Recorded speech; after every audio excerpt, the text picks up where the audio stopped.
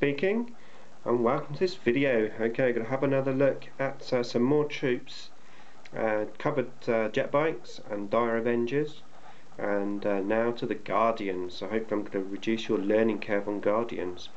Now, the reason why I'm going through the troop selection first is because they're probably the key thing in any army, really, because they're the ones which are going to win you objectives.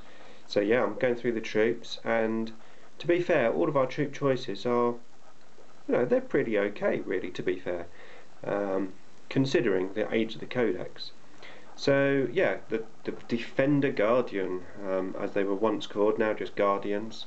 A lot of people call them Defender Guardians because these are the ones which have the gun platform, so they would normally just sit around at the back, plinking away with their platform. And then you have Storm Guardians, which I'm going to cover in a different video. But the Storm Guardians, yeah, with their close combat weapons, basically. So, in terms of the gun for the platform, which one? Well, mine's magnetised.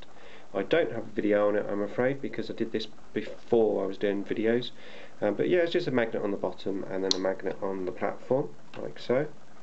I tend to use either one of two combos, really. Either the scatter laser, because it's 4 shots, 36 inches, which is pretty decent, or the Eldar missile launcher, which gives you the choice. So you've got your strength 8 one-shots, and then you have your template.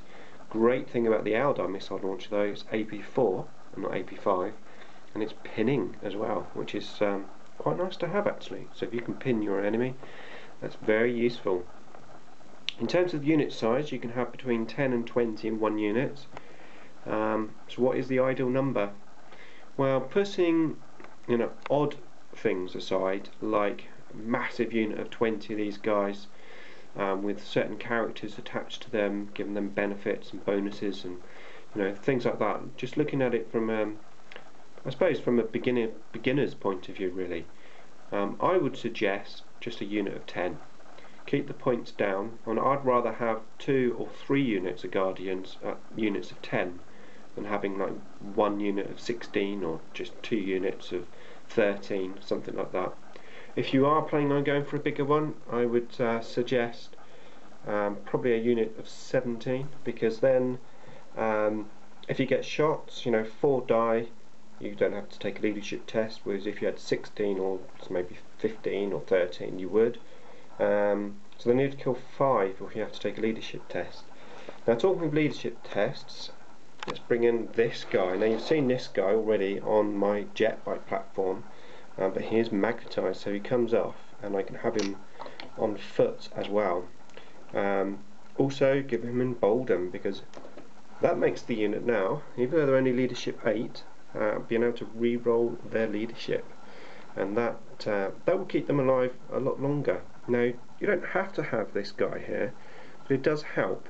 So it depends if you have the points, really. We need to discuss, making room for everything that you need in the army, because that's one of the hardest things, where Eldar is fairly expensive. 4th edition codex, you'd expect so. But yeah, if you can afford him, the Emboldened Warlock really does actually bring something else to the unit. It does help them survive quite a bit. You could also have, rather than Embolden, you could have Conceal, giving you that 5+ cover save.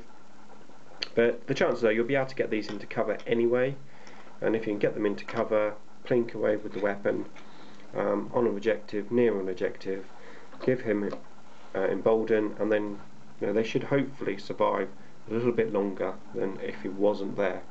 Because let's face it, leadership 8, it's not amazing, especially if you play Necrons and you're used to leadership 10 on everything, like I am.